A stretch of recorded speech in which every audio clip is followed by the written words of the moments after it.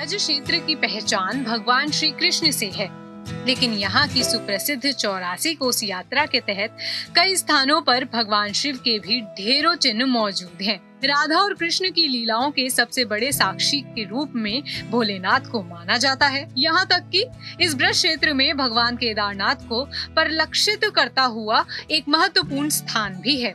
माना जाता है कि द्वापर काल से ही ब्रज में भगवान केदारनाथ विराजमान हैं और आज तक अपने उसी दिव्य और विचित्र स्वरूप के दर्शनों से भक्तों को आनंदित कर रहे हैं।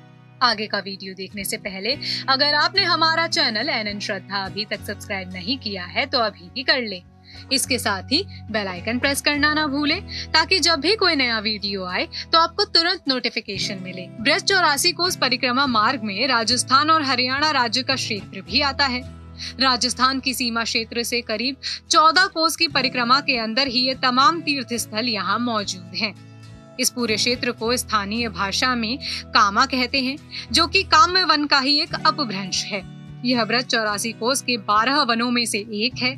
84 कोस परिक्रमा के तहत राजस्थान की सीमा में इस स्थान से करीब 10 किलोमीटर की दूरी पर मौजूद गांव विलोंद के निकट एक पर्वत पर भगवान केदारनाथ शेषनाग रूपी एक विशाल श्वेत पत्थर की चट्टान के नीचे छोटी सी गुफा में विराजमान है।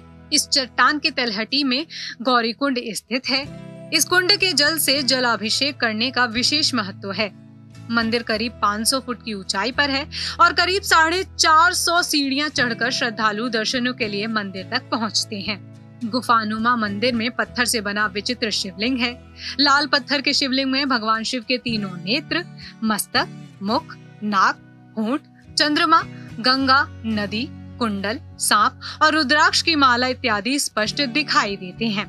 मंदिर के समीप ही एक पहाड़ी पर नंदी स्वरूप विशालकाय शिला मौजूद है। मंदिर से ठीक पहले एक पत्थर पर प्राकृतिक रूप से गणेश भगवान की छवि भी मौजूद है। शिवलिंग की सुरक्षा के लिए उनके ऊपर शेषनाग के रूप में एक पहाड़ मौजूद है। धार्मिक मान्यता के अनुसार भगवान श्री कृष्ण के पालनकर्ता नंद बाबा और यशोदा ने अपनी वृद्धावस्था में कृष्ण के सम्मुख चारों धामों की तीर्थ यात्रा की इच्छा जताई थी। यह जानकर श्री कृष्ण ने सभी धामों से ब्रज क्षेत्र में प्रतिस्थापित होने का आह्वान किया। तब से यह मान्यता है कि चारों धाम के साथ अन्य तीर्थों के प्रतिरूप ब्रज क्षेत्र में आज भी मौजूद हैं। स्थानीय इतिहासकारों के अनुसार द्वापर युग में जब वृद्ध नंद बाबा और यशोदा को संतान नहीं हुई तो उन्होंने भगवान शिव शंकर से मन्नत मांगी कि पुत्र होने पर वे 4 धाम की यात्रा करेंगे। इसके बाद करीब वृद्धावस्था में श्री कृष्ण उनके यहाँ छोटे बालक के रूप में अवतरित हुए।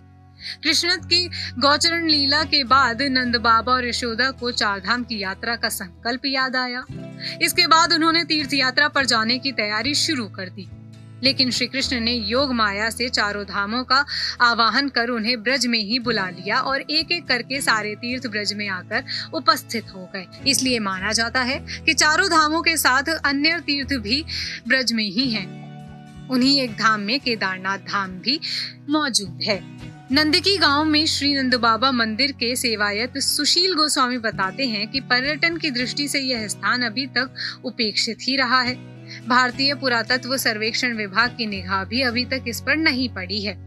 स्थानीय लोग अपने प्रयासों से ही इसकी देखभाल करते रहते हैं। यहाँ सावन के महीने में आने वाले सभी सोमवारों को विशेष पूजा और महाशिवरात्रि पर भव्य मेले का आयोजन किया जाता है। इसके साथ ही कार्तिक मास में 84 कोस परिक्रमा के दौरान बड़ी संख्या में देशी विदेशी भक्त यहाँ दर्शनों के लिए पहुँचते हैं। फिलहाल के लिए इतना ही। आपको हमारा ये वीडियो कैसा लगा और आप कौन से टॉपिक पर वीडियो देखना चाहते हैं हमें कमेंट करके जरूर बताएं। इसके साथ ही हमारे चैनल को सब्सक्राइब करना ना भूलें।